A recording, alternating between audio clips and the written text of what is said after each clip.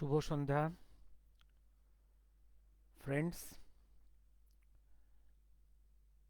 Am I audible and visible?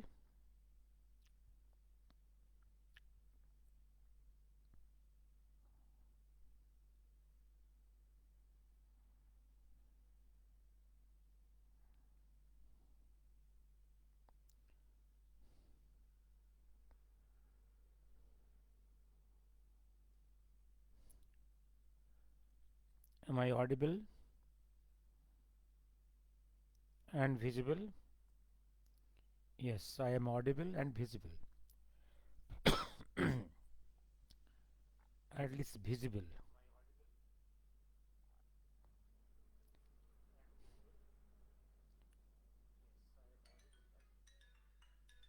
আমি শুরু করছি। হুম, হ্যাঁ বলো। আমি 1 ঘন্টা পরে কথা বলবো।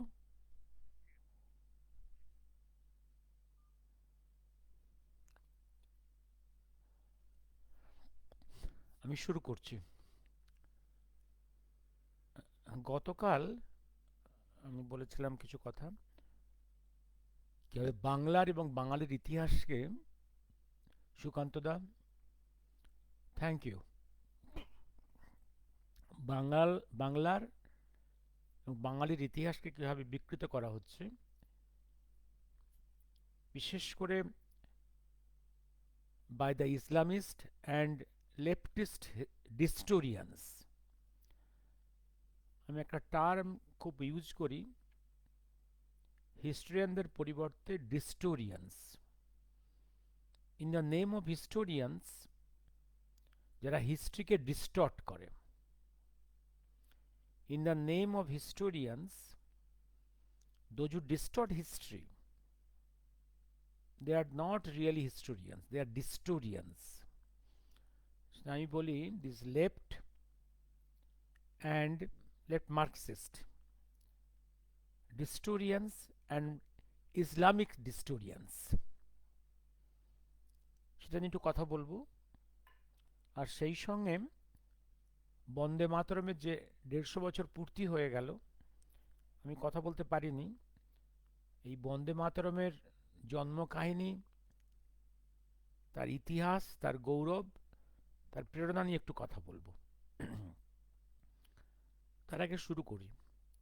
আমি একটা জিনিস বলি, আমি সবসময় আমার মুখ থেকে আপনারা নেতাজি মিস্ট্রি নিয়েই কথা বলতে, কথা শুনতে আপনারা আগ্রহী। আমি নেতাজি মিস্ট্রি, এই সাবজেক্টটা আমার কাছে কখনোই পিওর থিওরিটিক্যাল সাবজেক্ট না,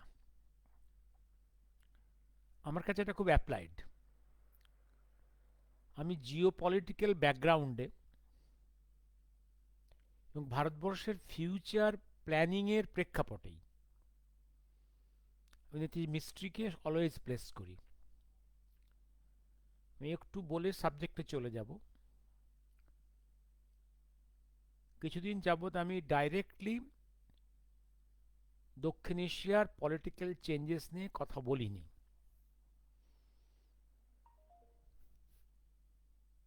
কারণ কয়েকটা শক্তি যেমন Pakistan, Yunus, China, American deep state, তুর্কি, এই দেশগুলোর চক্রান্তে দক্ষিণ এশিয়ায় কিছু অপশক্তির ভীষণ সক্রিয় হয়েছিল। ভারতবর্ষের ইলেকশনকে বিষাক্ত করার জন্য প্রচুর, বহু হাজার কোটি টাকা ওরা ইনভেস্ট করেছিল এবং তার জন্য প্রচুর মিডিয়া থেকে প্রচুর মিথ্যা কাহিনী প্রচার করে এনডিএ সরকারকে দুর্বল এবং বিজেপির পার্লামেন্টের এমপি সংখ্যা কমানোর চেষ্টা করা হয়েছিল এবং তা অনেকটাই সার্থক হয়েছে, কারণ জনগণ মিথ্যা কাহিনী অনেকটাই খেয়েছে। তার থেকে সব থেকে বড় ক্যাম্পেনিং ছিল, যদি বিজেপি 400-র কাছাকাছি উইথ এনডিএ যদি ক্ষমতায় আসে, তাহলে ভারতবর্ষের কনস্টিটিউশন তারা পুড়িয়ে দেবে, ভারতবর্ষের ভবিষ্যতে আর কোনো ইলেকশন হবে না। the constitution will be burned and there will be dictatorship. এই যে ক্যাম্পেনিংটা, এটা অনেকটাই সার্থক হয়েছিল, এবং সেই সঙ্গে বাংলাদেশ ইন্ডিয়ার ইস্টার্ন বর্ডারটাকে আগুন জ্বালানোর জন্য বাংলাদেশের হাসিনা সরকারকে উৎখাত করেছে ওরা। উৎখাত করে ওখানে একটা সন্ত্রাসবাদী সরকার, একটা একটা একটা একটা প্রফেশনাল সরকার হেডেড বাই ইউনুস, যে লোকটা একদম জন্ম থেকেই বাংলাদেশ মুক্তি সংগ্রামের বিরোধী এবং বেসিক্যালি আমেরিকান ডিপ স্টেটের এজেন্ট, দালাল। সেই জন্যই সে পিষে ওই সকল নোবেল প্রাইজটা পেয়েছিল। যেমন অমর্ত্য সেন, এই লোকগুলো সব আমেরিকান ডিপ স্টেটের ফরেন ফোর্সেস, ইউরোপিয়ান ফরেন ফোর্সেসের দালাল এগুলো। আমাদের দুর্ভাগ্য যে এই বঙ্গদেশ, ওয়েস্ট বেঙ্গলের কিছু বুদ্ধিজীবী এদেরকে মহান বলে মনে করে। এটা যে কত বড় আমেরিকান ডিপ স্টেট এবং ইউরোপিয়ান ইকোনমিক ইম্পেরিয়ালিস্ট ফোর্সের দালাল, এরা এখনো বুঝতে পারেনি। এবং একটা জিনিস বুঝি, নেগেটিভিটির মধ্যেও এই মুহূর্তে ইন্ডো আমেরিকান যে রিলেশনস, যেটা খুব একদম তলানিতে পৌঁছে যাচ্ছিল, সেখান থেকে কিছু পজিটিভ সিগন্যালস আসছে। আমেরিকা তার পলিসি চেঞ্জ করছে, that will be positive, and positive for themselves, also for Bharatvarsha. আর পাকিস্তানের দুর্দিনটা আরও ঘনীভূত হবে। পলিটিক্স ইনসাইড পাকিস্তান আরও বেশি অন্ধকারাচ্ছন্ন হচ্ছে, আরও ফ্র্যাজাইল হচ্ছে। এই যে মহাকালের বহু আগের যে কথা, আজকে প্রায় 60 বছরের পুরনো কথা, যেটা যে পাকিস্তান টুকরো টুকরো হয়ে যাবে, 4 খণ্ডে বিভক্ত হবে, সেই ফিসাল লাইন্সগুলো আস্তে আস্তে আরও প্রমিনেন্ট হচ্ছে। এদিকে বাংলাদেশের যে ঘটনাগুলো ঘটছে, বার্মা, আরাকান এবং বাংলাদেশে, সেটাও কিন্তু ভারতবর্ষের পক্ষে ফর ফিউচার নতুন ভারতবর্ষ গড়ার যে প্ল্যানিংসের অনেকটা ফেভারেবল হচ্ছে। আমি বহুবার বলেছি, ভারতের মধ্যে আস্তে আস্তে ভারতের মধ্যে যে ব্রেক ইন্ডিয়া গ্রুপস আরও দুর্বল হচ্ছে, আরও দুর্বল হচ্ছে। এবার আমি বহুবার বলেছি, নেতাজি মিষ্টির ইতিহাসের পাতাগুলো আস্তে আস্তে আলো পড়বে with the favourable changes inside Bharatvarsha and outside Bharatvarsha. এই দুটো ঘটনা ঘটবে একই সঙ্গে। আর একটা জিনিস আমি বছর 2 ধরে বলে আসছিলাম, বারে বারে মনে করে দেখুন, যে এপার বাংলা ওপার Bangla, east Pakistan and West বেঙ্গলের পলিটিক্যাল চেঞ্জেস হবে একদম সিমালটেনিয়াস, দুটো বৃত্ত ঘুরবে একদম একসঙ্গেই এবং উইথ পজিটিভিটি।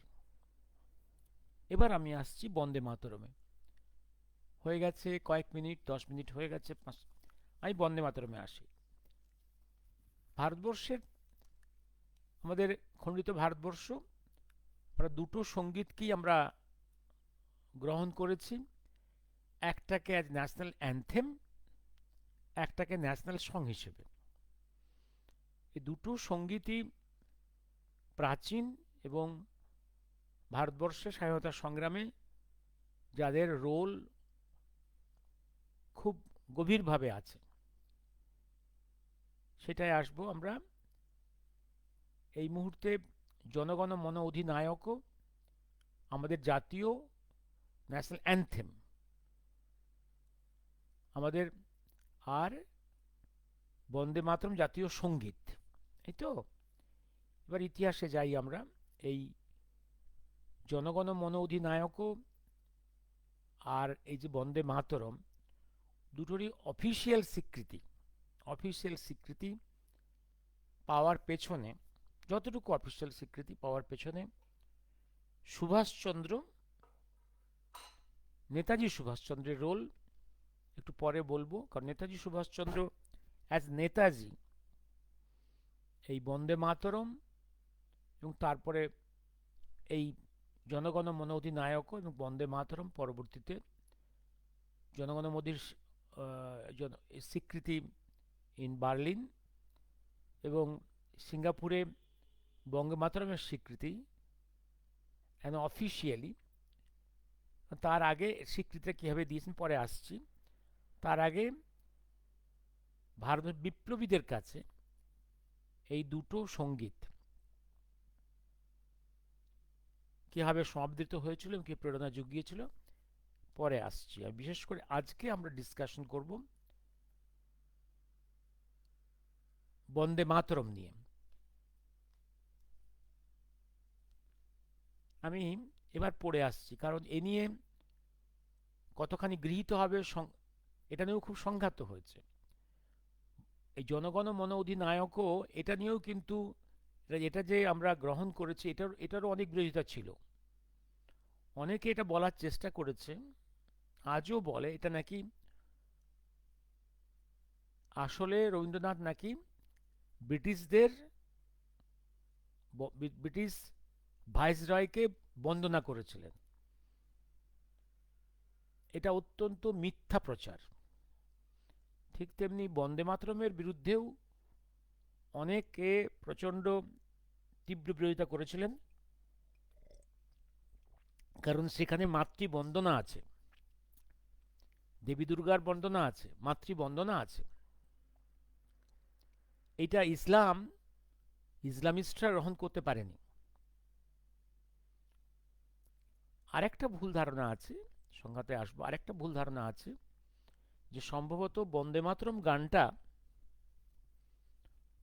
ওই বিখ্যাত তার যে উপন্যাস তারই অংশ, তা কিন্তু নয়। উপন্যাস লেখার বহু আগেই, সাহিত্য সম্রাট উপন্যাস বহু আগেই, কিন্তু কয়েক বছর আগেই এই মাতৃবন্দনা লেখা হয়ে গিয়েছিল। উপযুক্ত জায়গা পাননি, তাই কয়েক বছর সময় লেগেছিল এটাকে প্রপার একটা প্রেক্ষাপটে স্থাপন করতে। এবার আমি আসছি, পরপর আমি পড়ে যাব। একটা বলে রাখি, আজকের এই প্রেরণাটা হচ্ছে আমার স্বস্তিকা থেকে। স্বস্তিকা পত্রিকা তার সাপ্তাহিক পত্রিকা একটা বিশেষ সংখ্যা বের করেছে 10ই নভেম্বর। বিশেষ সংখ্যা বন্দে মাতরমের 150 বছর পূর্তি উপলক্ষে 10ই নভেম্বর একটা স্পেশাল ইস্যু বের করেছে, বন্দে মাতরম স্পেশাল ইস্যু স্বস্তিকা। এইটার কটা আর্টিকেল থেকে কিছু কিছু অংশ আজ পড়ব আমি। এটা অসাধারণ একটা সংকলন হয়েছে। আমি প্রথমেই একদম সম্পাদকীয় থেকে কয়েকটা লাইন পড়ছি। সম্পাদকের হেডলাইন হচ্ছে বন্দে মাতরম এর অঙ্গচ্ছেদ স্বীকার্য নহে। বন্দে মাতরম শব্দবন্ধের অর্থই হল মাতাকে বন্দনা করি। এখানে মাতা বলিতে ঋষি বঙ্কিমচন্দ্র মাতৃভূমিকে ইঙ্গিত করিয়াছেন। মাতৃভূমির বন্দনা তথা মাহাত্ম্য কীর্তন ভারতীয় সংস্কৃতির একটি গুরুত্বপূর্ণ অঙ্গ। অথর্ববেদে উল্লেখ আছে, মাতা ভূমি পুত্রহম পৃথিব্য, অর্থাৎ এই পৃথিবী হইল আমার মাতা, আমি তাহার পুত্র। শুল্ক যজুর্বেদের রাষ্ট্র বিবর্ধন মন্ত্রে দেশের অগ্রগতি ও সমৃদ্ধির জন্য ধরিত্রীমাতার নিকট প্রার্থনা করিবার কথা বলা হইয়াছে। ভগবান শ্রীরামচন্দ্র হইতে আধুনিক কালের মহাপ্রাণ মহারানা প্রতাপ, ছত্রপতি শিবাজী মহারাজ সহ দেশের বীর যোদ্ধাগণ মাতৃভূমিকে স্বীয় গর্ভধারিণীর ন্যায় পূজা ও বন্দনা করিয়াছেন। বেদ উপনিষদ পুরাণ ইতিহাসে যেভাবে মাতৃভূমির বন্দনা করা হইয়াছে, তাহারই নির্যাস রূপে মাতৃভূমির স্তব মন্ত্র জাতিকে প্রদান করিয়াছেন সাহিত্য সম্রাট বঙ্কিমচন্দ্র।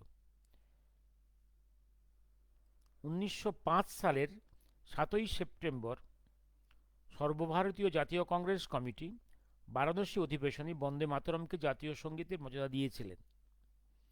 তাহার পর হইতে উক্ত দিনটি সমগ্র ভারতে বন্দে মাতরম দিবস রূপে পালন করা হইয়াছে।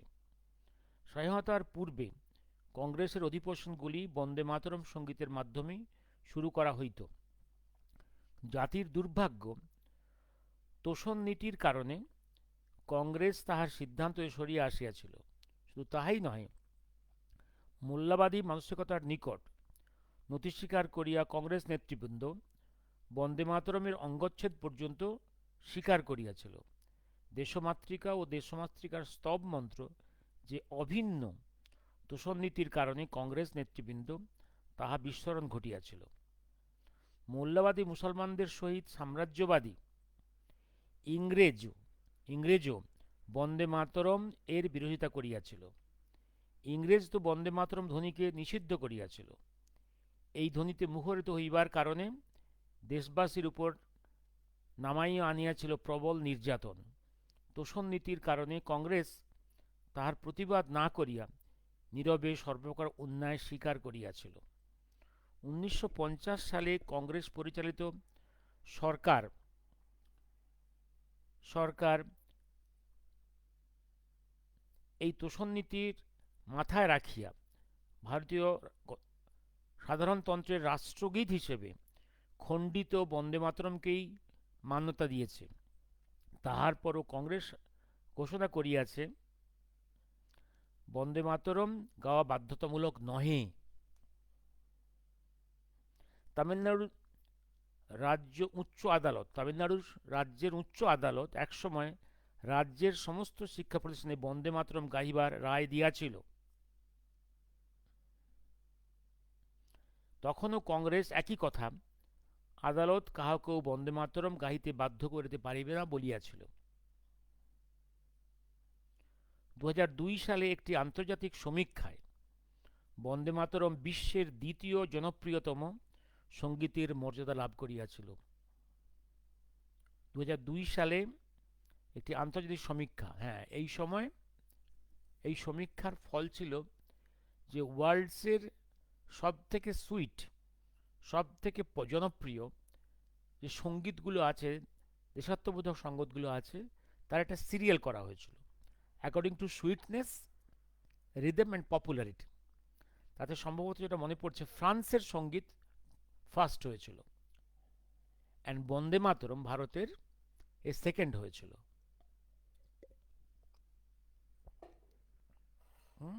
এটা মনে পড়ছে। If I am wrong please correct.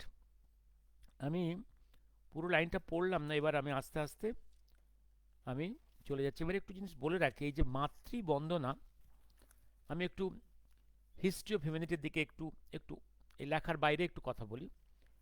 মানব সভ্যতার ইতিহাসের দেখবেন গোটা আদিম সভ্যতাগুলো সবই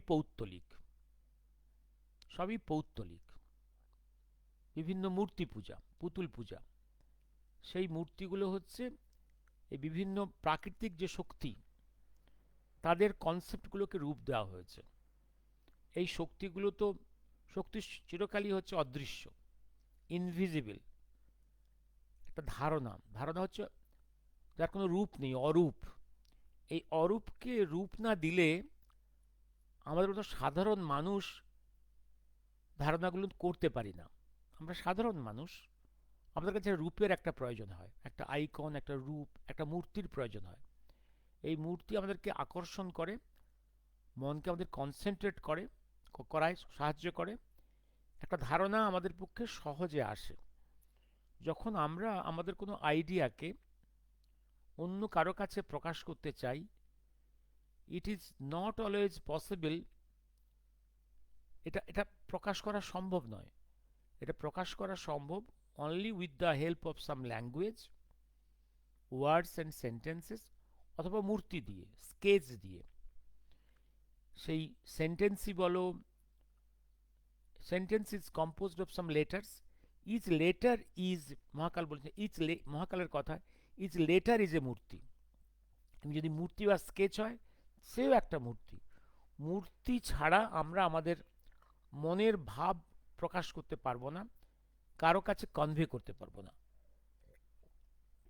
রাশি, এই যে বন্দনা, আদিমকালে প্রথম সমস্ত দেবীর সমস্ত বন্দনাগুলো হয়েছে দেবীকে ধরে, মাতৃবন্দনা। এই যে দেবী দুর্গা, দেবী কালী, দেবী সরস্বতী, দেবী লক্ষ্মী, দেবী চণ্ডী, এই সমস্ত হচ্ছে মাতৃরূপা। আমাদের শক্তির প্রথম কারণটা কি, একদম মানব সভ্যতার আদিমে যখন বিবাহ প্রথা তখনও রেগুলারাইজড হয়নি, তখন মানুষের জন্ম এবং বেড়ে ওঠা সবকিছুই মাতৃকেন্দ্রিক ছিল। তখন মাকে কেন্দ্র করে একটা শিশুর জন্ম, বেড়ে ওঠা, মাতৃকেন্দ্রিক সমাজ। তাই আদিম শক্তিগুলোকে আমরা মাতা হিসেবে আমরা বন্দনা করেছি এবং আমরা রূপ দিয়েছি।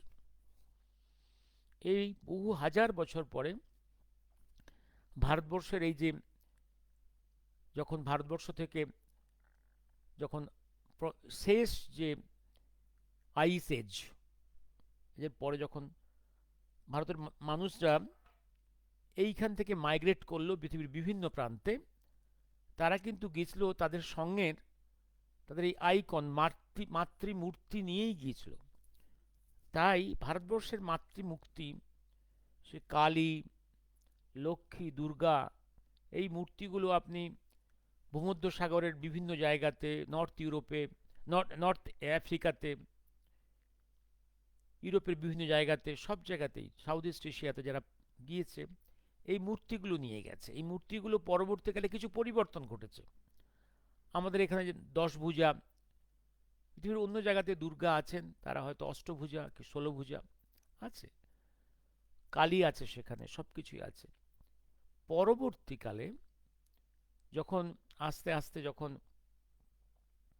যখন মানুষের যখন মাইগ্রেট করছে, এই মাইগ্রেট করার সময় ওয়ান প্লেস টু আদার, তখন পুরুষদের বাহুবল একটা সংসারের একটা বড় জিনিস দেখা দিল। অর্থাৎ পরবর্তীকালে পুরুষের গুরুত্বটা তখনই এলো when a family is migrating from one place to other। তখন পুরুষের বাহুবলের, তার শক্তির গুরুত্ব সংসারে এলো। তখন দেখা দিল পুরুষ রূপে এই শক্তিগুলো। তখনই এই সূর্য দেবতা, বায়ু দেবতা, শিব, এই সমস্ত মূর্তিগুলো আসছে। পিতৃতান্ত্রিকতা হচ্ছে অনেক পরের ডেভেলপমেন্ট। তাহলে আদিম ডেভেলপমেন্ট হচ্ছে মাতৃতান্ত্রিকতা, মাতৃরূপ। পরবর্তীকালে পিতৃরূপ, পুরুষের রূপ। আরেকটা হচ্ছে কি, একদম সভ্যতার প্রথমে এই আদি ভারতবর্ষ যেখানে সভ্যতার আদি ক্ষেত্র, এখানে যেহেতু মাটি থেকেই সব কিছু, মাটি গাছপালা থেকেই সব কিছু, মানুষের জীবন, তার জীবনধারা, এই ভূমিকে তারা মাতৃ হিসেবে পুজো করত। মাদারল্যান্ডস, মাতৃ, মাতৃ, মাতৃ হিসেবে পুজো করা হতো। কিন্তু আউটসাইড দ্য, সেখানে যেমন ইউরোপে, ওদের কাছে তখন পরবর্তীকালে ওদের কাছে ল্যান্ডসগুলো পিতৃভূমি, ফাদারল্যান্ডস। কারণ তখন পিতৃতান্ত্রিকতা, পুরুষ দেব, প্রাকৃতিক শক্তিগুলো পুজো পাচ্ছে পুরুষ রূপে, বায়ু দেবতা, সূর্য দেবতা, এইভাবে পুজো পাচ্ছে। ওদের কাছে ওদের ল্যান্ডসটা, ওদের কাছে পিতার গুরুত্ব বেশি, পিতৃতান্ত্রিকতা। সেজন্য ওদের কাছে ওদের ল্যান্ডসগুলো ফাদারল্যান্ডস, আমাদের কাছে মাদারল্যান্ডস। আমাদের ভারতীয় সভ্যতায় আমরা মাতৃভূমিকে মাদারল্যান্ড, মাতৃভূমি বলে বন্দনা করি। এই মাতৃভূমিকে বন্দনা করা, এইটাই হচ্ছে আমাদের যুগ যুগের আমাদের ইতিহাস। স্বাধীনতা সংগ্রামের সহ এই যে বন্দনা, মাতৃবন্দনা, বন্দে মাতরম, এই দেশমাতৃকাকে পূজা করা। এবার আমি পড়তে শুরু করি। হ্যাঁ, ভারতবাসীর জাতীয় প্রেরণা সার্ধ শতবর্ষকে বন্দে মাতরম। এটা লিখেছে গৌতম সরকার। এই লেখাটা খুব ভালো হয়েছে, তার কারণ এটা লেখা হয়েছে একটা আর্কাইভস থেকে, বঙ্কিম ভবন গবেষণা কেন্দ্র, কাঁঠালপাড়া, নৈহাটি।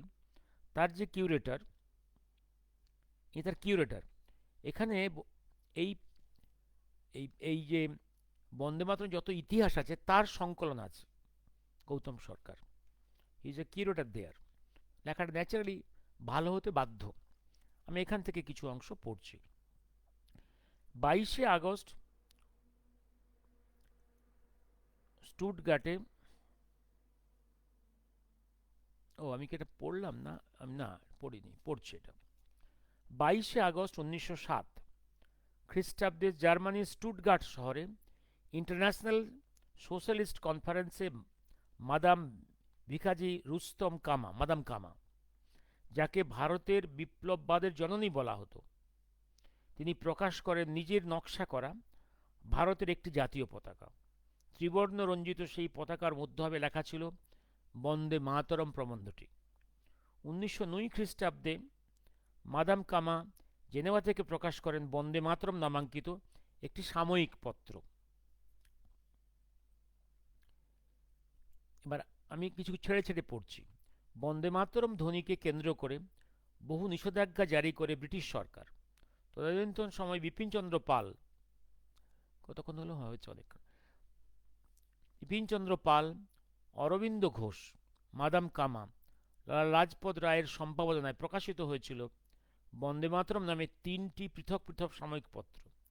বঙ্গভঙ্গ বিরোধী আন্দোলনের যুগে স্বদেশী গান গেয়ে অর্থ সংগ্রহ করা, এমনকি প্রয়োজনে ভিক্ষাবৃত্তিকেও অকুণ্ঠ সমর্থন জানিয়েছেন রবীন্দ্রনাথ ঠাকুর।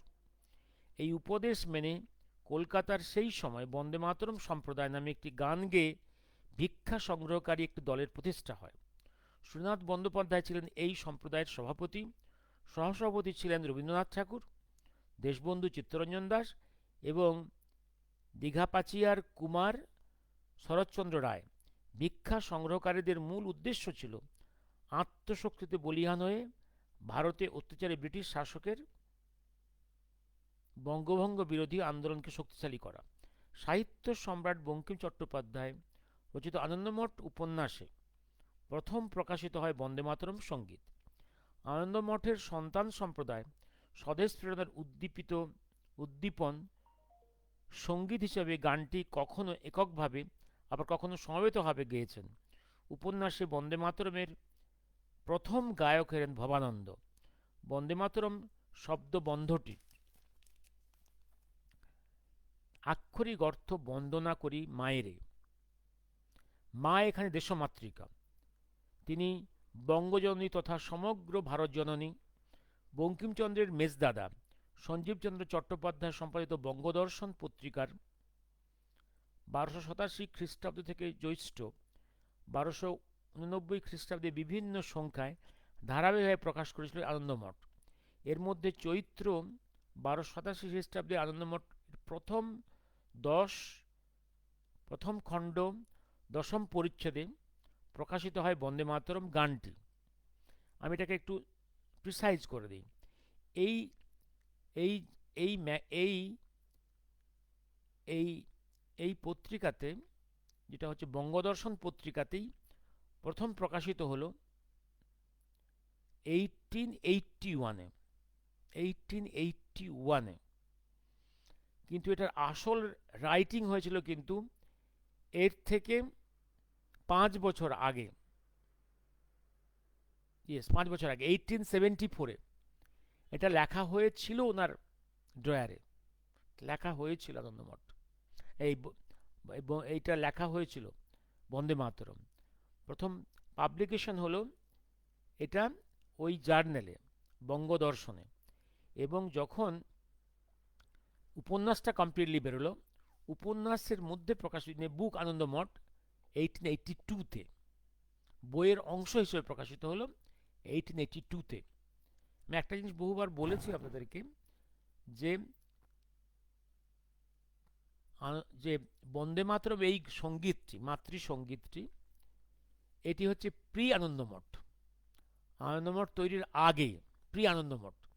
যেমন বহুবার বলেছি আপনাদেরকে যে গীতার যে শ্লোকগুলো প্রি মহাভারত, শ্লোকগুলো আগেই কম্পাইলড হয়েছিল।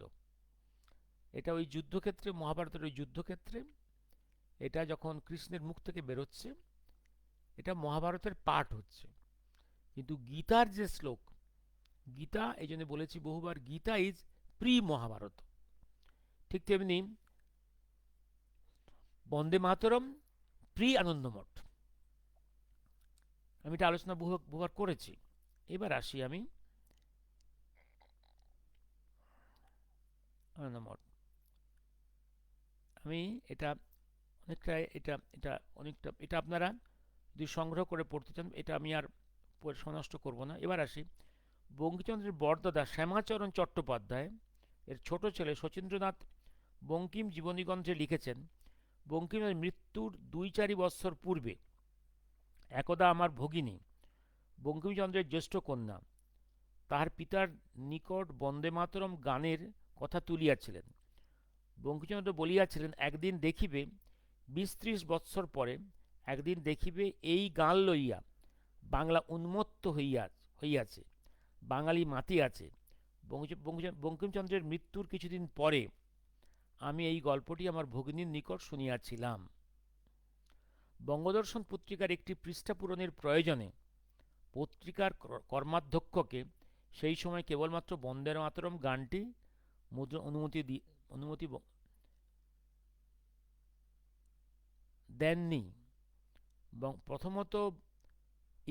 প্রথমত বঙ্গদর্শন পত্রিকার একটি পৃষ্ঠা পূরণের প্রয়োজনে পত্রিকার কর্মাধ্যক্ষকে সেই সময় কেবলমাত্র বন্দে মাতরম গানটি মুদ্রণের অনুমতি দেননি। দ্বিতীয়ত, বন্দে মাতরম গানটি রচনার পর বঙ্কিমচন্দ্র স্বয়ং অনুভব করেছিলেন যে এই গান আগামী কয়েক বছরের মধ্যেই স্বৈরাচারী ব্রিটিশ শাসনের বিরুদ্ধে দেশের জনসাধারণকে উদ্দীপিত করিতে পারিবে। বঙ্গদর্শন পত্রিকায় আনন্দমঠ উপন্যাসের ২য় খণ্ড প্রকাশের পরেই ডেপুটি ম্যাজিস্ট্রেট বঙ্কিমচন্দ্রকে ব্রিটিশ প্রশাসন আকস্মিকভাবে বেঙ্গল গভর্নমেন্টের সহসচিবের পদ হইতে সরিয়ে দেয়। একটা পানিশমেন্ট হলো।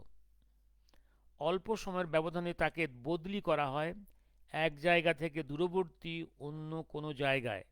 যেহেতু তার বিরুদ্ধে অভিযোগ আনার মতো পর্যাপ্ত তথ্য ছিল না সরকার বাহাদুরদের হাতে, তাই পরোক্ষ শাস্তির পথ অবলম্বন করে বঙ্কিমচন্দ্রকে সরকারের অসন্তোষ সম্পর্কে অবগত করা হয়। বন্দে মাতরম সঙ্গীতের প্রথম সুরারোপ করেন বঙ্কিমচন্দ্রের সঙ্গীত শিক্ষক, প্রখ্যাত ধ্রুপদ শিল্পী যদুনাথ যদুভট্ট। শোনা যায় আনন্দমঠ প্রকাশের আগে গোপালচন্দ্র ধর, ক্ষেত্রনাথ মুখোপাধ্যায় নামে আরও দুজন ব্যক্তি বন্দে মাতরম সঙ্গীতের সুরারোপ করেছিলেন। 1883 খ্রিস্টাব্দের 24শে মার্চ ন্যাশনাল থিয়েটারে অভিনীত হয় বঙ্কিমচন্দ্রের আনন্দ উপন্যাসটি। সঙ্গীত পরিচালনা করেছিলেন সঙ্গীতাচার্য দেবকণ্ঠ বাগচি। ওই দিন অভিনেত্রী ও গায়িকা বনবিহারিণীর নেতৃত্বে ঝাঁপতালে নিবন্ধ তিলকামোদ রাগে সমবেত কণ্ঠে প্রথমবার মঞ্চে গাওয়া হয়েছিল বন্দে মাতরম সঙ্গীত। 1884 খ্রিস্টাব্দের 23শে মার্চ সাবিত্রী লাইব্রেরির ৫ম বার্ষিকী অধিবেশনের শেষে রবীন্দ্রনাথ ঠাকুর নিজের কণ্ঠে গেয়েছিলেন বন্দে মাতরম। সম্ভবত সেটাই প্রথম কোনো প্রকাশ্য সভায় রবীন্দ্রনাথের কণ্ঠে প্রথমবার বন্দে মাতরম সঙ্গীত পরিবেশন। সেই গানের সুর সংযোজন করেছিলেন স্বয়ং রবীন্দ্রনাথ। অমল হোম সম্পাদিত ক্যালকাটা ক্যাপিটাল গেজেটে স্পেশাল ইস্যু 1941-এ উল্লেখিত তথ্য থেকে জানা যায় 1890 খ্রিস্টাব্দের ডিসেম্বর মাসে কলকাতায় অনুষ্ঠিত জাতীয় কংগ্রেসের ষষ্ঠ অধিবেশনে উদ্বোধনের দিন রবীন্দ্রনাথ বন্দে মাতরম সঙ্গীতটি পরিবেশন করেন। 1894 খ্রিস্টাব্দে 8ই এপ্রিল প্রয়াত হন বঙ্কিমচন্দ্র।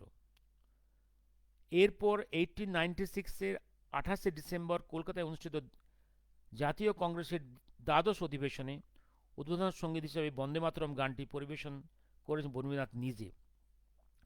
বঙ্কিমচন্দ্রের প্রয়াণের পর এখন অবধি বহুজন বহুভাবে সুর করেছেন এবং বহুভাবে রেকর্ড করা হয়েছে বিভিন্ন অসংখ্য সঙ্গীত শিল্পীর কণ্ঠে। স্বাধীনতা সংগ্রাম যতই এগিয়েছে ততই বন্দে মাতরম গানটির সঙ্গে সম্পৃক্ত হয়েছে হাজার হাজার ভারতবাসী আবেগে এবং আত্মত্যাগের স্মৃতিতে। বঙ্গভঙ্গ বিরোধী আন্দোলন ও অসহযোগ আন্দোলন, আইন অমান্য আন্দোলন, ভারত ছাড়ো আন্দোলন সহ পরাধীন দেশে ছোট বড় যাবতীয় সরকারি নীতিবিরোধী সংগ্রামে বিপ্লবীদের স্বদেশপ্রেমের সঞ্জীবনী মন্ত্রই ছিল বন্দে মাতরম। প্রখ্যাত ঐতিহাসিক রমেশচন্দ্র মজুমদার লিখেছেন, 1905 থেকে 1947 এই দীর্ঘ ও দুঃসাধ্য স্বাধীনতা সংগ্রামে ভারতের দেশপ্রেমী সন্তানদের যুদ্ধ নিনাদ ছিল বন্দে মাতরম। এবং বন্দে মাতরম মন্ত্র উচ্চারণ করতে করতে হাজারে হাজারে ব্রিটিশ পুলিশের লাঠির সামনে দাঁড়াই আছে অথবা ফাঁসির মঞ্চে উঠিয়ে গেছে। অথচ একটা সময় এসে সম্পূর্ণ সংকীর্ণ রাজনীতির কারণে গানটিকে ঘিরে শুরু হয়েছিল নানান বিতর্ক। 1932 খ্রিস্টাব্দে ব্রিটিশ প্রধানমন্ত্রী র্যামসে ম্যাকডোনাল্ডের সাম্প্রদায়িক বাটবার নীতির পরিপ্রেক্ষিতে সৃষ্ট ভারতীয় রাজনীতির নতুন প্রেক্ষাপটে লীগপন্থী মুসলমানরা সম্প্রদায় ক্রমশ পৌত্তলিকতার দোষে দুষ্ট বন্দে মাতরম গানটি দেশে জাতীয় সঙ্গীত হিসেবে গ্রহণ করার সপক্ষে তীব্র আপত্তি জানায় এবং ওরা রাস্তায় রাস্তায় আনমট এই বইটা আগুনে পুড়িয়ে দেয়।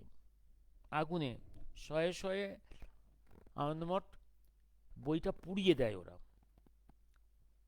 ওদের সব থেকে আরো আপত্তি ছিল ওই তং হি দুর্গা, দশপ্রণধারিণী, কমলা কমল দল বিহারিণী, বাণী বিদ্যাদায়িনী, নমামি তাং, এই অংশগুলো। তো পরবর্তীকালে এইগুলো একটা কম্প্রোমাইজ করা হয়। এই সময় সুভাষচন্দ্র বসু সদ্য বিদেশ থেকে এসে, Subhash Chandra was in exile from 1930 to 37 to Europe. He was exiled. উনি 37-এ ফিরে এলেন।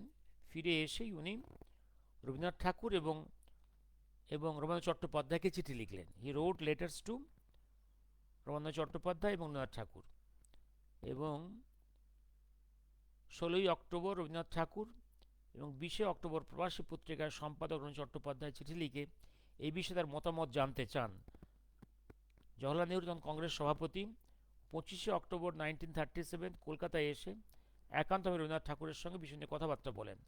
26শে অক্টোবর রবীন্দ্রনাথ ঠাকুর একান্ত সচিবের মাধ্যমে বন্দে মাতরম নিয়ে তার মতামত জওহরলাল নেহরুকে লিখে পাঠান, যেখানে রবীন্দ্রনাথ ঠাকুর স্পষ্টতই বলেন যে বঙ্কিমচন্দ্রের জীবিতকালে তিনি নিজে এই বন্দে মাতরম গানের প্রথম দুটি স্তবক সুর দিয়ে তাকে গেয়ে শোনান। 1896 খ্রিস্টাব্দে কলকাতার কংগ্রেস অধিবেশনেও তিনি এই অংশটুকু গেয়েছিলেন এবং এইটা আলটিমেটলি কম্প্রোমাইজ করা হলো যে এই অংশগুলোই অ্যাজ সঙ্গীত থাকবে। প্রথম দুটি স্তবক জাতীয় সঙ্গীত হিসেবে গৃহীত হলো ঠিকই, কিন্তু মুসলিম লীগকে তাতেও সন্তুষ্ট করা গেল না। 1930 জিন্না যে 11 দফা দাবি তুলল তাতে প্রথম কাজটাই ছিল তার বন্দে মাতরমকে বর্জন করতে হবে। জনগণ মন গানটি এবার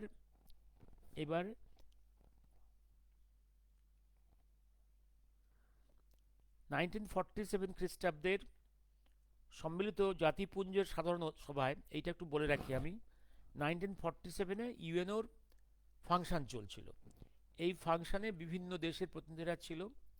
সেই সময় সবাইকে বলা হলো যার যা ন্যাশনাল ফ্ল্যাগ আছে বা যার যা জাতীয় সঙ্গীত আছে সেটা ক্যাসেটটা দেওয়ার জন্যে, যাতে এটা ডিসপ্লে হয় এবং যাতে গানটা শোনানো হয় জাতীয় সঙ্গীত। ওই সময় যে ভারতের প্রতিনিধি ছিল তার পকেটে নতুন বর্ণিত ভারতের কোনো জাতীয় সঙ্গীতের কোনো ক্যাসেট ছিল না। তার কাছে একটা ক্যাসেট ছিল ওই নেতাজি সুভাষচন্দ্র 1943-তে জার্মানিতে বসে 26শে জানুয়ারি যে মিটিংটা করেছিলেন, যে to observe 26 January as independence day, সেই ফাংশনে জনগণ মন অধিনায়কের জার্মান অর্কেস্ট্রায় যেভাবে গানটা গেয়েছিলেন সেই ক্যাসেটটা ছিল, সেই ক্যাসেটটাই গাওয়া হয়েছিল জনগণ মন অধিনায়ক ইন জার্মান অর্কেস্ট্রা, সেটাই গাওয়া হলো এখানে। তার বহু আগে 1943-তে জার্মান অর্কেস্ট্রাতে এটা গাওয়া হয়েছিল এবং তাদের রেডিও স্টেশন থেকে এটা ব্রডকাস্ট করা হয়েছিল। এবার এইটা এটা ইতিহাসের দিক বললাম। এবার আসছি, কতক্ষণ এবার আসছি এটা। হ্যাঁ, এবার এ নিয়ে অনেক ডিবেট হয়েছে। ন্যাশনাল অ্যানথেম এবং গণপরিষদের অধিবেশনের শুরুতে সুচেতা ত্রিপুরারী কণ্ঠে বন্দে মাতরমই গাওয়া হয়েছিল। স্বাধীন ভারতবর্ষের জাতীয় সঙ্গীত কোনটি হবে এই নিয়ে সরকার চূড়ান্ত সিদ্ধান্ত গ্রহণে বিলম্বিত হতে থাকে। গণপরিষদের একাধিক সদস্যের চাপে অবশেষে জওহরলাল নেহরু 1948-এর 25শে আগস্ট একে বিবৃতি দিয়ে ঘোষণা করেন যে 1947 খ্রিস্টাব্দে নিউ ইয়র্কে অনুষ্ঠিত জাতিপুঞ্জ সাধারণ সভায় অধিবেশনে জনগণ অধিনায়ক গানের সুর বাজানো হয়েছিল, কারণ there was no proper musical rendering of any other national song which we could send abroad। Bharat থেকে কোনো রকম প্রপার কোনো গান পাঠানো হয়নি, তাই ওয়ান অফ দ্য পার্সনস যারা ওখানে ছিল ভারতীয়দের পকেট থেকে ওই নেতাজি সুভাষচন্দ্র 1943-র 26শে জানুয়ারি জার্মান অর্কেস্ট্রায় যে জনগণ মন গেয়েছিলেন সেই ফাংশনে সেটাই বাজানো হয়েছিল। এভাবেই জনগণ মন অধিটাকা ভারতের জাতীয় সঙ্গীত, জাতীয় অ্যান্থেম হিসেবে অ্যাকসেপ্ট হলো। Bande Mataram is obviously and indisputably the premier national song of India with a great historic tradition and intimately connected with our struggle for freedom. That position is bound to remain and no other song can displace it। যে বন্দে মাতরম অর্কেস্ট্রার সাফল্যের সঙ্গে গীত হতে পারে। এবার এবার এবার এবার এইবার এইবার এবার এবার এ তো গেল, ওটা বললাম নেতাজি এবং জনগণ মন অধিনায়কের গানটার কথা। এবার আসছি আমার আরেকটা জায়গায় আসছি আমি। এবার বন্দে মাতরম এবং নেতাজি সুভাষচন্দ্র এদিকে এই জায়গাটায় আসছি আমি। এইবার হ্যাঁ, আনন্দবাজার পত্রিকা সুরেশচন্দ্র মজুমদার এবং পুনার মাস্টার কৃষ্ণ রাও তাদের সর্বশক্তি নিয়োগ করেন। বিশেষজ্ঞদের সহায়তায় তারা প্রমাণ করলেন যে বন্দে মাতরমও অর্কেস্ট্রার সাফল্যের সঙ্গে গীত হতে পারে। এই মতবাদের নিরসনের জন্য গণপরিষদ একটি জাতীয় সঙ্গীত নির্ধারণ কমিটি গঠন করে। ওই কমিটি 1949 খ্রিস্টাব্দে নভেম্বর মাসে সুপারিশ করে বন্দে মাতরম ও জনগণ মন দুইটি গানকেই জাতীয় সঙ্গীতের মর্যাদা দেওয়া হোক। তবে এই কমিটি একথাও জানায় যে বন্দে মাতরম গাওয়া হবে কণ্ঠসঙ্গীত হিসেবে। তবে এই বিষয়টি গণপরিষদের আলোচ্য সূচিতে থাকলেও শেষ পর্যন্ত অনালোচিতই থেকে যায়। অবশেষে 26শে নভেম্বর ভারতীয় সংবিধান রচনার কাজ শেষ হয়ে যাওয়ার পর প্রায় 2 মাস পরে 1950-এর 26শে জানুয়ারি গণপরিষদের শেষ অধিবেশনে ডক্টর রাজেন্দ্র প্রসাদের সভাপতিত্বে যে ডিসিশনটা নেওয়া হলো সেটা হচ্ছে এরকম: the composition consisting of the words and music known as Jana Gana Mana is the national anthem of India, subject to such alterations in the words as the government may authorize as occasion arise, and the song Bonde Mataram, which was played a historic part in the struggle for Indian freedom, shall be honored equally with Janagana Mano and shall have equal status with it. I hope these will satisfy all the members। জাতীয় সঙ্গীত ও জাতীয় স্তোত্রের সমান মর্যাদা, তাই প্রতিটি নাগরিকের উচিত বন্দে মাতরম ও জনগণ মন প্রতি সমান সম্মান প্রদর্শন করা। 2024-এর অক্টোবরের আর ওই বছরই 24-এর অক্টোবরে এটা ছিল 150 বছর পূর্তি শুরু। বন্দে মাতরমের সৃষ্টি এবং ব্যাপ্তি নানা বিতর্ক, পরিবেশ, রাষ্ট্রীয় সঙ্গীতের মর্যাদা প্রাপ্তি ইত্যাদি প্রসঙ্গ নিয়ে এই সংক্ষিপ্ত আলোচনা যতটুকু ধারণা করা যায় তা হলো এই গান হলো আমাদের জাতীয় প্রেরণা। আরেকটা হচ্ছে বন্দে মাতরম, এবার ঠিক সিমিলার, যেমন নেতাজি সুভাষচন্দ্র 1946-এ 1943-তে 26 জানুয়ারি জার্মানিতে জার্মান অর্কেস্ট্রায় জনমন অধি গাইয়েছিলেন, ঠিক তেমনি সিঙ্গাপুরে নেতাজি সুভাষচন্দ্র বন্দে মাতরমকেও এইভাবে গাইয়েছিলেন, এবং সরকারিভাবে। সরকারিভাবে এটা আসছে, এটা আসছে। এবার বন্দে মাতরম, এবার আরও কতগুলো খুব ভালো জায়গা আছে, এটা আজকে সম্ভব নয়, অনেকক্ষণ সময় হয়ে গেছে থেকে। ঠিক আছে, আজকে আর আমি ওই সাবজেক্টে যাব না, যেটা হচ্ছে how historians are distorting the history of Bengal and Bengal literature. আমি এটা নিয়ে আজ শেষ করব। দ্বিতীয় আর্টিকেলটা, বন্দে মাতরম এক অবিরাম দেশশ্লোক, মল্লার রাগ, এটা হচ্ছে রাজলক্ষ্মী বসু তার লেখা। মল্লার রাগ, কাওয়ালি সুর, তারপর রবি ঠাকুরের ছোঁয়ায় তার নবজন্ম নিল দেশ রাগে। সাহিত্য সৃষ্টির আঙিনা টপকে যে গান হলো দেশপ্রেমের সুর, বিদ্রোহের শিখা, স্বাভিমানের আগুন, যা শ্রীমদ্ ভাগবত গীতার মতো পবিত্র, যা তেজের প্রতীক, যা ত্যাগের প্রতীক, তাই আসলে বন্দে মাতরম। এই তেজস্বর বন্দে মাতরমকে রাগ দুর্গাতে সুরারোপ করতে আজাদ হিন্দ ফৌজ সিঙ্গাপুর থেকে যখন তার গঠন প্রস্তাব রাখল, তখনও সিঙ্গাপুর রেডিও মার্চিং স্টাইলে বন্দে মাতরম প্রচার করল। এটাও 1943 অক্টোবর। আজাদ হিন্দ ফৌজ সিঙ্গাপুর থেকে তখন তার গঠন প্রস্তাব রাখল, তখনও সিঙ্গাপুর রেডিও থেকে মার্চিং স্টাইলে বন্দে মাতরম প্রচার করলো। অর্থাৎ দেখে একটা জিনিস দেখতে পাচ্ছি আমরা, নেতাজির role in promoting Janaganamana as national song আছে, ঠিক তেমনি বন্দে মাতরমকেও অফিসিয়ালি একদম অ্যাজ ন্যাশনাল অ্যানথেম এটা উনি করলেন সিঙ্গাপুর রেডিও থেকে। ওটা ছিল থ্রু জার্মান রেডিও, ওটা 1943 26 জানুয়ারি, আর এটা হচ্ছে অক্টোবর 1943 ফ্রম সিঙ্গাপুর রেডিও। হলো, এবার আসছি আমি। এবার আমি এই গান বহুভাবে বিভিন্ন কণ্ঠে, কখনো সিঙ্গেল কখনো কোরাস গাওয়া হয়েছে, বিভিন্ন রিদমে গাওয়া হয়েছে। এইটা এটা এটা এটা এবার এবার আমি কয়েকটা লাইন পড়েছি। তারপর তা হলো আগুন, তা হয়ে উঠল বিদ্রোহ, তা হয়ে উঠল স্বাধীনতা আন্দোলনের মন্ত্র। যখন নিষিদ্ধ হলো তখন তার জোর আরও বাড়ল। বঙ্গভঙ্গ বিরোধী আন্দোলনের তার বন্দে মাতরম যেন একে অন্যের জন্য গেঁথে গেল এক তালে।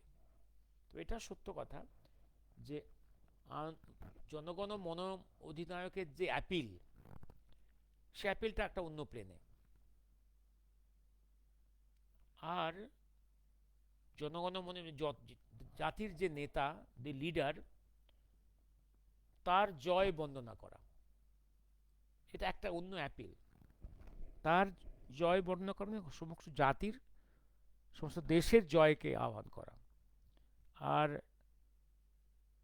এখানে বন্দে মাতরমটা হচ্ছে একদম অ্যাপিলটা অন্য প্লেনে, একদম এটা একটা মার্চিং সং, যুদ্ধের বিদ্রোহের মাতৃবন্তনার একটা অন্য অন্য অন্য অন্য সুর, অন্য প্রেরণা। বিপ্লবীদের অনেক বেশি প্রেরণা জুগিয়েছে এই বন্দে মাতরম, কোনো সন্দেহ নেই। এইখানে এটা একটা স্লোগানের মতো। জনগণ মন অধিনায়ক এই গানটাকে, কোনো শব্দগুচ্ছকে আপনি আজ স্লোগান হিসেবে ইউজ করতে পারবেন না, কিন্তু বন্দে মাতরমকে আপনি আজ স্লোগান হিসেবে ব্যবহার করতে পারবেন। একটা গানকে স্লোগানে রূপান্তরিত করল সরলা দেবী। অবলা বসু, সরলা দেবী স্বদেশী আন্দোলনের সময় মৈমনসিংহ শহীদ সমিতির মিছিলে যে উদাত্ত বন্দে মাতরম ধ্বনি দিলেন, তা আসমুদ্র হিমাচল প্রতিটা স্বাভিমানী ভারতীয়ের স্পন্দনে জোয়ার আনল। মদনলাল ধিংরা, প্রফুল্ল চাকি, ক্ষুদিরাম বসু, মাস্টারদা সূর্য সেন, মাতঙ্গিনী হাজরা সবার ব্রহ্মসুর হয়ে উঠল বন্দে মাতরম। এই ধ্বনির অপরাধে গ্রেপ্তার কত বিপ্লবী! এই ধ্বনির জোরেই তার বল পেয়েছেন। এই ধ্বনির জোরেই পরবর্তী প্রজন্মের বিপ্লবী তৈরি হয়েছে। 1881 থেকে ধারাবাহিকভাবে প্রকাশ পেতে শুরু করলো আনন্দমঠ, বিভিন্ন সুরে, বিভিন্ন কণ্ঠে, বিভিন্ন রিদমে। শেষ কিস্তি হলো 1882। আচ্ছা, হ্যাঁ, এই শিল্পই হয়ে উঠল বিক্ষোভের লেলিহান শিখা। বাইরে থেকে মানুষের যন্ত্রণা বঙ্কিম মনে এতটাই আঘাত করেছিল যে তার ভিতরে এক ভবানন্দের জন্ম হয়েছিল। রবি ঠাকুর তাই বলেছেন, আমার কাছে এই জন্যই এই সমস্তটা একটা আনরিয়েল ফ্যান্টাসমাগোরিয়া বলেই মনে হয়। জঙ্গলের মধ্যে এই ছায়াবাজির কোথাও একটু সমাজের সহিত নারীর সম্বন্ধ দেখিতে পাই না। স্বীকার করি, সন্ন্যাসী বিদ্রোহ ঐতিহাসিক সত্য, কিন্তু সেই ভিত্তিটুকুর উপর বঙ্কিমবাবু যে রোমান্সটি গড়িয়া তুলিলেন, কেন তিনি তাহাতে দেখাইতে চেষ্টা করিলেন না যে কেমন করিয়া কতকগুলো লোক আর অল্পে অল্পে তিলে তিলে সাংসারিক সমস্ত বিচ্ছেদ ব্যবধান অপসারিত করিয়া একটা আইডিয়ার অনুপ্রাণিত হইয়া পাশাপাশি আসিয়া দাঁড়াইল, একেবারে সমস্তটা খাড়া করিয়া হঠাৎ আমাদের চোখের সামনে ধরিলেন। কত অত্যাচার, উৎপীড়ন, কত বেদনা, কত নিষ্ফল প্রয়াসের সহিত ভিতর দিয়া এই বিপ্লবী বীজ অঙ্কুরিত হইল, তাহার আভাস মাত্র পাইলাম না। একেবারে বিদ্রোহের ছবি, সংসার হইতে সম্পূর্ণ বিচ্ছিন্ন। আচার্য যোগনাথ সরকার লিখেছেন, যেসব সন্ন্যাসী ফকিররা সত্য ইতিহাসের লোক, তাহারা সকলেই নিরক্ষর, ভগবদ্গীতার নাম পর্যন্ত যাহারা জানিত না। অর্থাৎ এই মন্ত্রই সবাইকে দেশটাকে বাঁধল। আদর্শ সন্তান তৈরি হলো বন্দে মাতরমে। তা কখনো ভক্তি, কখনো যোগ, কখনো বা বিদ্রোহ। প্রাণবন্ত হয়ে উঠল বন্দে মাতরম। বন্দে মাতরম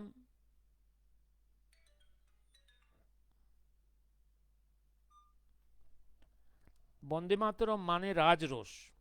বন্দে মাতরম মানে ইংরেজ সরকারকে চ্যালেঞ্জ করা, ইংরেজের নিন্দা থেকে অসন্তোষ।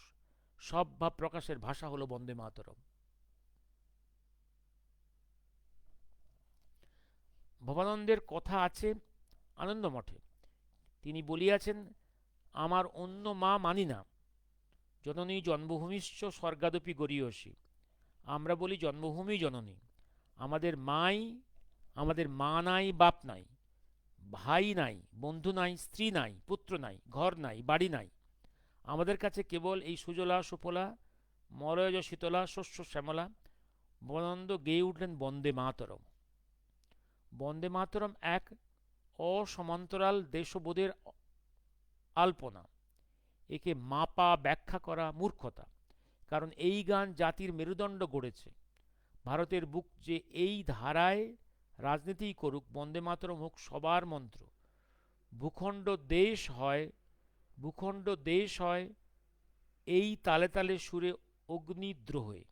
বিপিনচন্দ্র পাল বন্দে মাতরম পত্রিকায় 1907-এ ঋষি বঙ্কিমচন্দ্র নামে একটি নিবন্ধে প্রকাশ করেন। তাতে বলেন, Among the rishis of this later age, we have at least realized that we must include the name of this man who gave us the reviving mantra which is creating a new India, the mantra Bande Mataram, the religion of patriotism.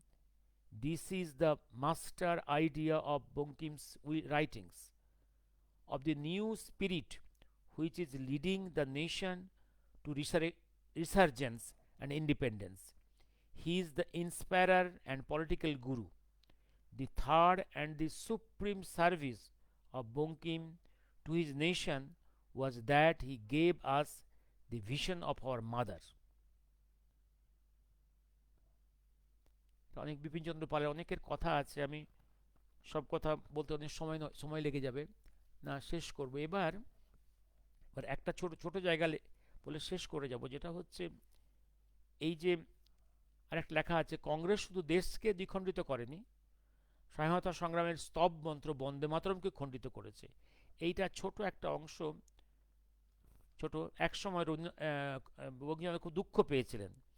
নবীন সেনের মতো কবি তাচ্ছিল্যভাবে উক্তি করেছিল, এটা তুমি কি লিখেছো, এটা বঙ্কিম তুমি কি লিখেছো, এইটা নিয়ে খুব দুঃখ পেয়েছিলেন। কিন্তু পরবর্তীকালে বন্দে মাতরমের এই রূপ প্রকাশ পায়। অরবিন্দ বললেন, বন্দে মাতরম আমাদের মাতৃরূপ দর্শন করিয়েছে। একদিকে একটি সমগ্র জাতি স্বদেশপ্রেমের ধর্মে পরিবর্তিত হয়েছে। যতদিন না মায়ের মন্দির নির্মাণ, তার বিগ্রহের প্রতিভাব, তার বিগ্রহের প্রতিষ্ঠা হয়, ততদিন জাতি বিশ্রাম নেই, শান্তি নেই, নিদ্রা নেই।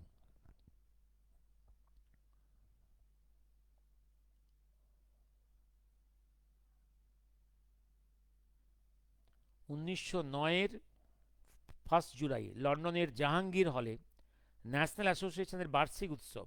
সবাই অনুষ্ঠানের বিভোর। হঠাৎ কোথা থেকে উদয় হলো মদনলাল ধিংড়া। গর্জে উঠল তার হাতের পিস্তল। কার্জন উইলি লুটিয়ে পড়লেন মাটিতে। ধরা পড়ল মদনলাল। তখন তার কণ্ঠে সেই একই কথা, বন্দে মাতরম।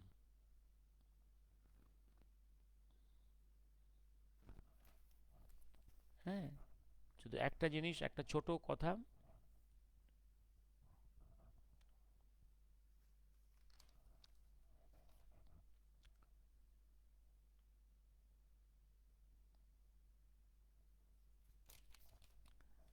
হ্যাঁ, এইটা রাইটারের একটা দুঃখের কথা, যে মাত্র 10 বছরের ব্যবধানে দেশ বিভক্ত হয়ে গেল। 1937-এ যখন জওহরলাল নেহেরু কংগ্রেস প্রেসিডেন্ট, তখন তার সময়ই দ্বিখণ্ডিত হয়েছিল বন্দে মাতরম, এই অভয় মন্ত্র, মাতৃবন্দনা। 1947-এই দেশ ভাগ হয়ে গেল।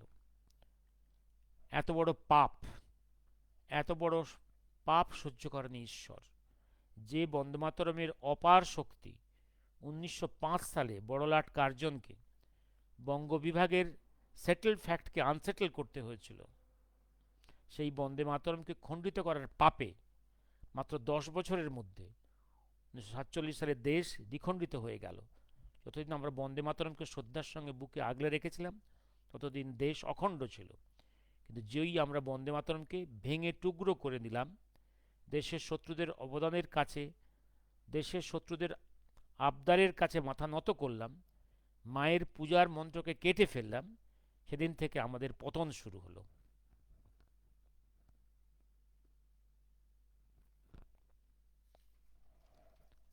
আজকে আর কিছু নিয়ে আলোচনা করব না। আপনারা এই ইস্যুটা যদি সংগ্রহ করেন খুব ভালো হয়। খুব ভালো কটা আর্টিকেল আছে। স্বস্তিকা 10 নভেম্বরের। আমি আজকে আর ওইটা নিয়ে কোনো আলোচনা করছি না। By the how the historians are trying to damage our history of Bengal and Bengali, পরে আলোচনা করব। আজকে শেষ করি। শুভরাত্রি, শুভরাত্রি। একটা জিনিস আবার বলি, বন্দে মাতরমের অ্যাপিল একরকমের, আর জনগণ মন অধিনায়কের অ্যাপিল অন্য রকমের। জনগণ মন অধিনায়কে আপনি কখনো মার্চিং, এটা হচ্ছে অ্যাজ এ মার্চিং সং বা অ্যাজ এ স্লোগান হিসেবে ব্যবহার করতে পারবেন না। জনগণ মন অধিনায়কটা, এটা একটা এটা একটা জাতির যে রাষ্ট্রনায়ক, লিডার, রাষ্ট্রনায়ক, তার বন্দনা, তার বন্দনার থ্রু দিয়ে সমস্ত রাষ্ট্রের উন্নতি, সমস্ত জনগণের উন্নতি, জনগণ নায়কের, দেশনায়কের বন্দনা, জনগণ নায়কের বন্দনা। দেশনায়কের বন্দনা। আর বন্দে মাতরম মাতৃবন্দনা, সমস্ত মাতৃভূমিকে মাতৃরূপে পুজো করা, তাকে বন্দনা করা। তার অ্যাপিলটা অনেক অনেক বেশি তেজোদ্দীপ্ত। তাকে আপনি অ্যাজ স্লোগান হিসেবে ইউজ করতে পারবেন, অ্যাজ মার্চিং সং হিসেবে ইউজ করতে পারবেন, অ্যাজ স্লোগান। শুভরাত্রি।